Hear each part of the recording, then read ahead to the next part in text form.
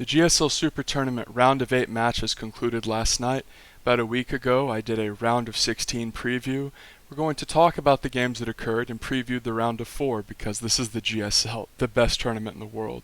Even though it is the Super Tournament, the shorter version that goes very rapidly, not like the long-form GSL over the course of multiple months that we're used to, still very important, still the best players in the world, the top-tier Koreans, so definitely worth looking into. So let's review the round of 16. TY played Hurricane, and I predicted TY to sweep, and Hurricane looked way better than expected. He brought TY all the way to a 5th game, and that was very scary for TY. But there was a moment in the 5th game where TY sort of just started to really show how much better he was than Hurricane. So even though Hurricane did surprisingly bring it to 5 games, TY really showed his stuff, and I think that TY is a very hard to rattle player. He's hard to cheese. He does phenomenal builds. His micro is so good, and he never gets nervous on stage. He's just incredibly difficult to deal with, and this is why we saw him in the round of 4 plus in every GSL this season. He made it to the round of 4 once and the finals twice, so the guy's absolutely god tier. The thing that sticks out to me about TY is the way that he uses tech units in the late game. Sensor towers, planetaries, mass ghosts, ranged liberators. Stuff like this we don't really see used from a lot of other Terran players. A lot of Terran players will sort of stick to their bread and butter Marine Marauder comp throughout the game, and a lot of reason for that is even for these top tier pro gamers, it is way harder to micro a bunch of tech units and deal with all the extra production facilities and whatnot. So TY got scarily taken to a 5th game, but thankfully he advances. His Stark vs. Beyond series was absolutely brutal to watch. This was a series that I predicted Beyond to win in 5, and I predicted this to be the best series out there of the round of 16. And this was just really sad to watch. I don't really think that people are used to feeling any sort of negative emotion that strong when they watch a StarCraft game, as far as sadness goes. Now, obviously people will get pretty upset about Zerg A move or Protoss force fields or whatever stupidity they're complaining about, but what happened in this match was Beyond got up 2-0 really quick in macro games, and then Beyond has wrist issues. Of course, he recently came back from the military. A lot of people sort of speculated, oh, the time off might help him, but he was really not able to play effectively. And in these last 3 games, Beyond was just up shit's creek. He was experienced severe wrist pain and even had to pause the game to rub his wrist, which was just terrible and really sad to watch. And what was really weird to me was Beyond knew he didn't have it in him to go full macro games. He didn't have enough left in the tank after going up 2-0. He literally should have 2-racked the last 3 games. Beyond's micro is phenomenal. Of course, 2-racks is extremely good versus Zerg. Dark was an opening with pool first, looking for 2-racks, but I really would have loved to see Beyond break out of 2-racks instead of just die in macro games where he clearly didn't have the ability to control his units that he had in the previous games.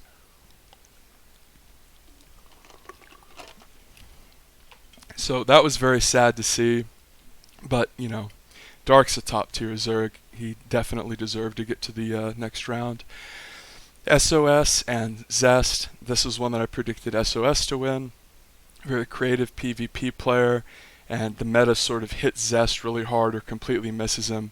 SOS outthought him in this series. If you watch it, 2 of the games SOS just goes DT, and Stats doesn't have detection, and that's it.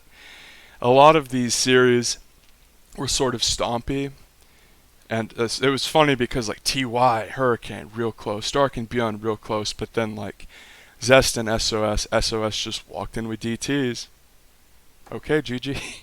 That's PvP for you. PvP, I feel was actually better in Heart of the Swarm, meta-wise, than it is in Legacy, and the main thing that makes me think that is the Adept. Anytime you watch PvP, that little game they have to play where they're sitting there trying to make a pylon at the top of the ramp to block the Adept shades in. I just think that's sort of bad for the matchup, and I don't really like the Adept in general. To me, A good litmus test for StarCraft as far as a unit goes of whether or not it's a good unit for the game is if it's not fun to use and it's not fun to play against, then it probably sucks. That's how the Swarm Host is. Swarm Host isn't fun to use at all, and it sucks to play against. That's how I feel about that unit. It's just ridiculous. So then SOS moves on, and he's facing off against the winner of Trap and Solar. This was a really good back and forth, exciting game.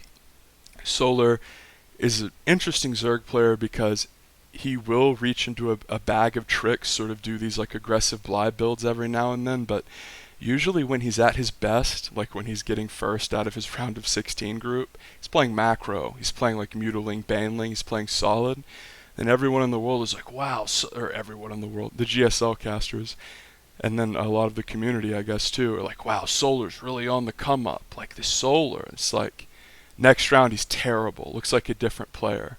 So I was happy Trap advanced. Trap is incredibly talented, probably the second best Protoss in the world, and he's been top 3 for years. Good series though. I predicted Stats to beat Dream, and I said that Dream is a player who does a lot of mid-game centric sort of tank push style, and Stats' defensive pure macro style is very, very good against that. When Stats ladders, you have to consider almost all of his games versus Terran have that sort of arc to them in some regard. Now, it might not necessarily be like the mid-game tank drop, but the point, or the mid-game tank push, but the point I'm getting at is Stats is a guy who has an incredible amount of experience playing pure macro styles. This guy never cheeses. So if you're a player who plays pure macro styles, you're going to become way better at holding off aggression. And that is sort of why Cyril got so good, is because he played pure macro for like 8 years and eventually mastered it. And if you play macro games, and honestly, like, it's a knockdown dragout, and you play really well and lose, you'll learn more from that game and that replay and playing that style than you'll learn from cheesing and like potentially having a higher win rate or getting higher in the ladder. So because Stats essentially always practices perfectly in terms of he doesn't like do stupid aggressive stuff that he wouldn't actually do in his normal play, it allowed him to match up stylistically perfectly against Dream, who just got stomped. That was a stomp game. Innovation versus Armani. Now, the big real keynote storyline going into this series was Armani made it all the way to the round of 4 in the last traditional GSL, the long form one that just happened like a month ago. And a lot of people, he ended up losing to Maru, which like, yeah, TVZ versus Maru is like almost impossible. But what's interesting is that a lot of people had really grown interested in Armani and infatuated with the story because Tasteless, every time Armani would play, would tell it, and it goes like this: Armani is not a very successful pro gamer, and he's at the point in his life where if he doesn't start doing really well in GSL, he just is going to retire. And I don't want to be a dick, but like no one is like, oh no, Armani, what are we going to do without Armani? This is a guy who is a round of 24, round of 32 quality player at best, so seeing him rip all the way into the round of 4 was crazy, and that had a lot to do with the fact that he very clearly put it all in, put it all on the line, practiced harder than he had ever practiced before, super try-harded, played custom games, and he made it all the way to the round of 4. Very impressive, great accomplishment. And the narrative going into this match was, is Armani going to look like last season of GSL's Armani, round of 4 quality, very solid Zerg, and he was like really, really good in the early and mid game specifically? Or are we going to see old Armani? And my God, did we get old Armani. Innovation fucking annihilated him. If you're an Innovation fan, watch this series. It is the perfect textbook Innovation style game where he just destroys him with his macro. And the whole time Armani is just doesn't ever really look like he's in a position to like have his shit together or sort of have any comeback mechanism at all or any plan. It's like Eno has the tempo from like minute 3 and he keeps it up until he just crushes you with this pure macro and his never-ending just parade of units. And that was probably the most depressing way for Armani to lose, because he had been good at Zerg vs Terran macro, and that was a big way he made it into the round of 4. So to see innovation, like not like 2-racks him or cheese him or do anything crazy, but just like play like innovation. It was very disappointing to see Armani in his best matchup get swept. None of the games were even close. And the casters remarked like, oh, this looks like Armani versus Innovation from 2 fucking years ago. I said Inno would win and I was right. I really wish Armani had like not looked so bad, because that round of 4 result really looks like a fluke. And I wonder if now he's going to like retire anyway. I hope not, but anyway, Rogue versus Bunny. The first thing that I said whenever I previewed this series, it feels like Bunny doesn't deserve to be here, and my God was I right. Bunny was fucking horrific. He clearly didn't have a chance against Rogue and knew he didn't have a chance. The first game they play, he does the most all-in version of proxy 2-racks bunker rush, which is like 4 racks. But he fucking proxies them in the very top right of the map, like where you would hide your Dark Shrine in PvP. And even though it doesn't get scouted, it's like it was so stupid and clearly just desperate, and he knew he couldn't win a macro game, that Rogue holds it anyway. And that set the tone for the whole series, because when the Marines and SCVs arrived, the casters were like, oh, Bunny's 90% to win this game. And Rogue held like pretty easily. Not one of those 2-racks holds where the Zerg has like 10 drones left, to like the Terran's 12, and they're kind of sort of even, but not really, like Zerg's behind, but they live. No. It was bad. It was really bad. And then like he tried to play macro. Thankfully he didn't do that. If he would have done that 3 times in a row, it would have been disgraceful. But Bunny jumped out at me as the guy who didn't deserve to be here, and yeah, he didn't deserve to be there. It's one thing to get 3-0'd, but like, it didn't even look like he had a plan. And then finally, Maru vs. Cure. I pointed out that Cure was a TVT sniper, and it was a very close series, went to 5 games. And the most interesting thing I think was in the 5th game, of course, Maru proxied. And it looked like it was close and back and forth, and they were right there, and you were sort of thinking like, God, I hope Maru doesn't lose in the round of 16. I want to see him get to play Rogue, because obviously like Cure would have probably lost 10 out of 10 times to Rogue, even before we saw the round of 8, or the quarterfinals, round of 8. But anyway, Maru squeaks out of this one. Standard TVT. Maru's not really his best matchup, and Cure's best matchup. So we can talk about the round of 8 now. TY and Dark played this abominably boring, long-ass series where essentially all 4 of the games went to super long macro games.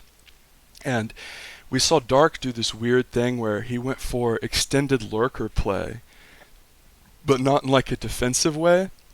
He teched all the way up to Hive, and then would run around with big control groups of lurkers and like Rambo them into armies. And he got both the Hive lurker upgrades, and he would just it was ridiculous. He would go in with lurkers and burrow everything, and they would just have all these big bloody fights. Meanwhile, TY intelligently techs up to 4 factory tank. He says, you want to make a bunch of lurkers, you want to do this ridiculous style? A lot of Terran players, Maru comes to mind, would have just been like, well, I'll just keep slamming my bio into you, and that's really ineffective versus lurkers. But we saw this really interesting adaptation where TY did what he does best and uses tech units in the mid and late game better than anyone else. And Dark went for this kind of bizarre style, and in the first game he went burrowed Roach, which was just horrifically bad. It did like no damage at all. And one thing that I think is interesting about Roach play is maybe 2 or 3 years ago, you saw those really that's just like the dumbest builds in the world that were like so irritating to play against. This sort of like 52 drone, like 3 base, herp derp, like Roach Ravager all in, hope he doesn't scout me. That sort of stuff has fallen way out of style. Both Protoss and Terrans have become way better at learning how to deal with that and just taking care of that early mid-game, like I'm going to swing my big Roach dick around. And it's not really fun to watch. As Zerg, it's not really fun to play because the Roaches are just sort of god-awful, boring units that you can't really micro. And then the bile of the Ravager, to me, it's like it's the least rewarding thing to micro in the entire game. Because essentially all it is like you throw crap out and they dodge it. And if it lands, it lands. It's not like if I have a bunch of infestors and I'm attacking a maxed army and I sneak around with my infestors and like perfectly space my mouse, like the spells, to just blanket the army with 3 fungals. Like that makes me feel good. Like I landed skill shots and a bunch of other stuff's going on. I'm microing the main army. But with Roach Ravager, it's just so like, just boring. Boring really is the best word for it. Like, I don't want to say skillless, but like, let's be real. The holding the R key down and A moving at someone and throwing a few biles down is infinitely harder than playing Mutiling Baneling, a style that requires way more APM, a style that requires better creep spread and map control, a style that requires you to use 3 control groups actively, Mutas, Lings, and Banes, or even if you don't split them, you have to micro the Banes separately. Whereas Roach Ravager, just A move the shit out of it, all on one hotkey, like totally brain dead.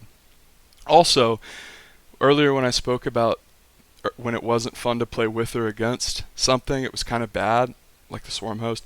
The Roach is a lot like that, because even if you use the Roach as Zerg, the Roach is sort of like this thing that you make to not die to bullshit. There's never really any like proper or fun use for it, and the only aggressive application it really has is like cheesy, gimmicky coin flip shit, and the Roach scales so poorly that whenever you go for these like Roach Hydra compositions, it's not really that good. And that's why you see people like trying and failing to do mass Ling into Ravager, or not into Lurker rather, Lurker Hydra. That style's shit, and like Artosis pointed it out best really when he said that a Lurker is like a support unit that needs beef to tank for it, and Lings sort of like go in and crash. They don't have like a lot of sustained HP, so they don't really combo well together. And this series was just bizarre because each one of the games went like 30 plus minutes, and they were actually sort of entertaining games for like minute 12 to minute 22, and then they sort of devolve into these like, really ZVT didn't used to be like this years ago, but ZVT late game now kind of sucks. Because essentially what happens is like, because the Ultra has been nerfed so much and is shit as an offensive unit, and among other things, like Zerg has a hard time closing out against Terran. That's why we saw so much Broodlord and Fester, because Terran can turtle so well and defend themselves so well, and especially with a lot of tech units in the late game, prevent you from taking good engagement. So the Broodlord and Fester, the much despised Broodlord and Fester combo, is a result of Zerg not having enough like mid-game options or ability to like kick the door in options, sort of like the Ultra. Like, remember when the Ultra had 7 armor? As Zerg, the race has sort of designed a proper macro Zerg. Obviously you can play like Bly or Damaga and be aggressive and stuff, but if we look at the proper macro Zerg, really what you're looking for in general, especially against Terran, fast third, 1-1, melee and carapace, bane speed, and then you make your tech choice. Usually either Hydra or Spire. Obviously Spire is like cooler and better and more well-rounded. And Hydra, you just die to so much shit trying to mass up those worthless Hydras. Slow, shitty Hydras. Oh, it's brutal. But back when the Ultra had 7 armor, the proper way to play Zerg is you do all those things, your 1-1, all that shit, get your 4th, you tech up, and after you make your Spire choice or your Hydra choice, and you're solidly into the mid-game, you've made a few Mutas, you made a few Hydras, then you tech up into Hive. And because Zerg is sort of seen as the macro reactive race, there needs to be like a reward at the end to like get all the way to the tier 3 and survive all the shit. And the reward shouldn't be something that sucks to play with, against, and watch. Broodlord Infestor is fucking boring. Doesn't matter what you do to the tether range of the Broodlord, the projectile fungal, the fungal not having armor, you get rid of the infested Terran. Blizzard is missing the point. The reason that Zerg players go for this obnoxious composition is out of necessity. because the Ultra's fucking horrible. Since they nerfed since the days of the 7 armor Ultra left us, which was a long time ago, when Zerg gets up to Hive, they sort of just sit there like, oh well, what's my tier 3? Because think about a maxed out like Toss army or Terran army at that time. Like, you really want like a beefy tier 3 unit to really hold things together. So this series was fucking bizarre. Dark was like running lurkers around, and TY just masterfully countered him by making a bunch of factories and changing his comp. So many of other Terrans would have just died. Like I can't like really overstate that, because even these top tier Korean Terrans, the sort of tricky playstyle that Dark was doing, mass burrowed roach with burrow movement speed, lurker play, not just lurker play like, oh, I made 8 lurkers behind these shitty roaches. It was like mass lurker with upgrades. It was bizarre. I've never seen anything like it. But TY moves on and looks very formidable. Trap got the benefit of seeing SOS's PvP builds in the previous round. It's just sort of a boring PvP, I think. When you win 2 games with DT, I don't know, it's not to say that it means you're bad at PvP or like, oh, he's worried or lucked out, but you win 2 games in a best of 5 just like walking an invisible man in. Oh, I'm dead. Good game. Trap was ready for it. Trap is a very solid defensive macro toss. He's like a step under stats in that regard. He was ready for SOS, man. Sniffing out SOS's shit all day. And here we saw Innovation take a loss to stats. And this really wasn't surprising at all, considering the last GSL. Innovation, even though he's a pure macro player himself, looks a little bit lost in this matchup versus Stats, the other pure macro player. When Innovation faces off against lesser Protoss players, as far as people who are more aggressive and less talented, because Stats is like the creme de la creme for Protoss. He's incredible. Inno is good. He's not like really weak versus Protoss, but these incredible macro Protosses definitely seem to give him more trouble than like the cheesy guys.